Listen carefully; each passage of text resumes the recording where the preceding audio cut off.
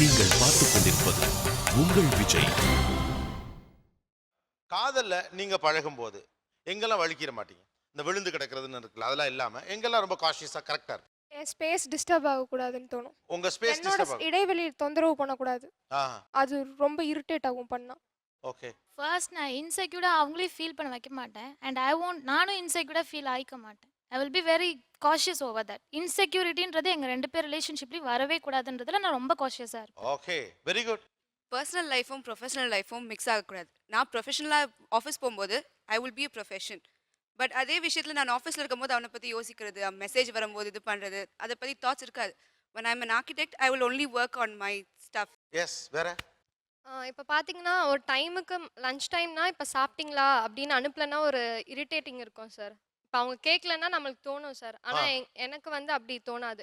எப்போ ஓ. டைம் பேச தோணுதோ அப்போ வந்து கேட்டா ஓகே. இந்த டைமுக்கு தான் கேட்கணும் அப்படின்னா இல்லை sir. So you don't expect him to send you SMS on times.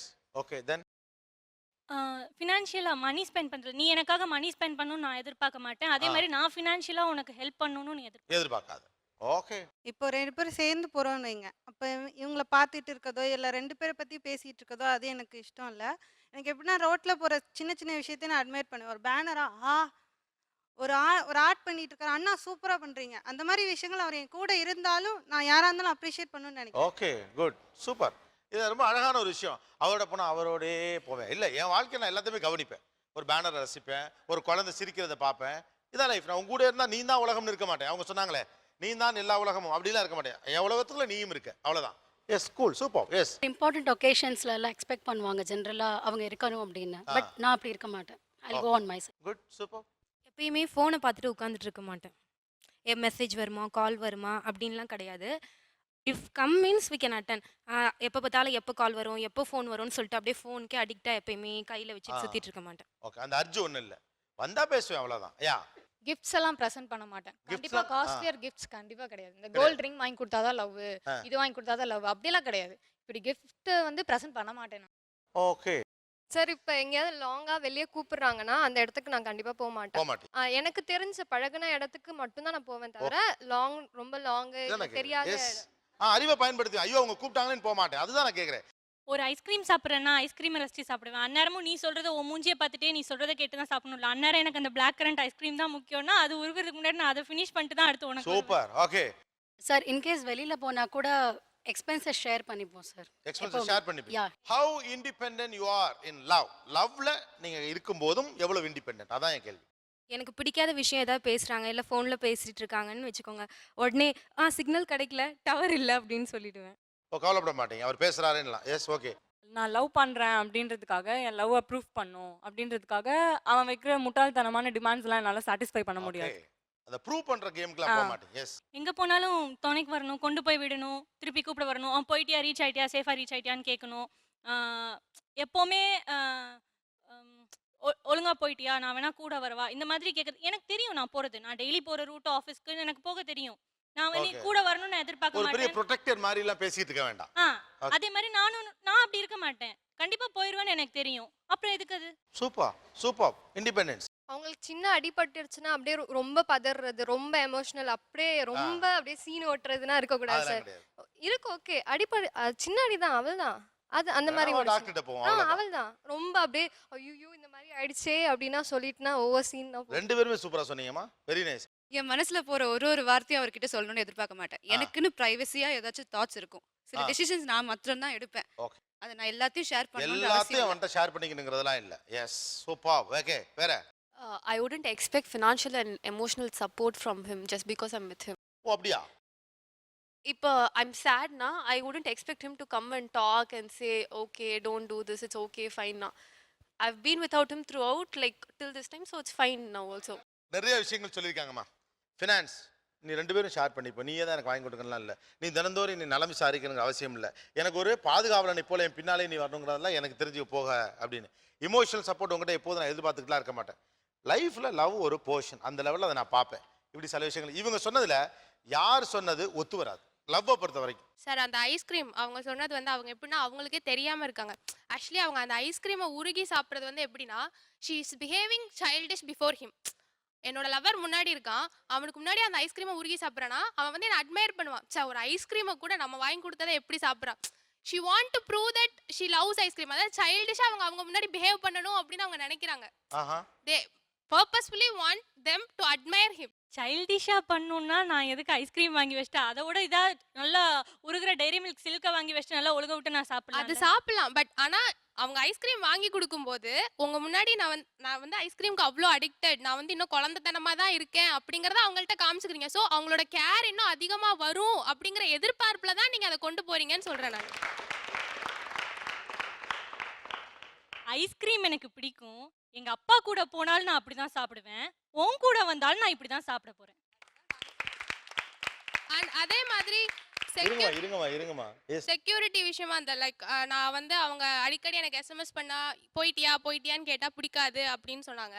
But still அவங்க கிளம்பும் போது கிளம்புறேன் அப்படின்னு ஒரு வார்த்தை ஏன் சொல்லணும்? என்னைக்காவது புது ஊருக்கு போறப்ப கேக்குறது, நான் ஊருக்கு கிளம்புறேன்னு சொல்றது ஓகே.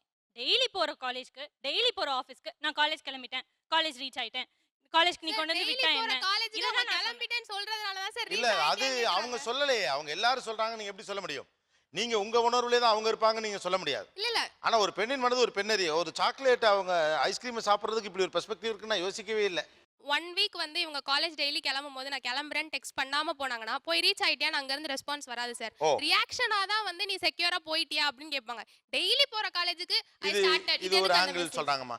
அதாவது நீங்க டெக்ஸ்ட் பண்ணாம அது ஒரு ரியாக்ஷன் டெக்ஸ்டா தான் இருக்கும் அப்படிங்கறாங்க. நான் சொன்னது நான் வந்து அதை எதிர்பார்க்கல. நீ டெக்ஸ்ட் பண்ணி என்கிட்ட கேட்கணும்னு நான் எதிர்பார்க்கல. அதே மாதிரி நீ இங்க போயிட்டியா, நீ ஏன் நான் கேட்கணும், ஏன் நீ போயிட்டியா, ஒழுங்கா போயிட்டியா, ஒழுங்கா வண்டி ஓட்டினியா, இந்த மாதிரி. சின்ன குழந்தை இல்ல, வண்டி ஓட்டுறது உனக்கு தெரியும், ஒழுங்கா போயிடுவேன்றது எனக்கு தெரியும். ஊருக்கு போறேன்னா நான் ஊருக்கு போறேன்னு சொல்றேன். ஒரு வழக்கத்துக்கு மாறான ஒரு கேஸ்ல மட்டும் தான் நீங்க அப்படி சொல்லுவீங்கறீங்க.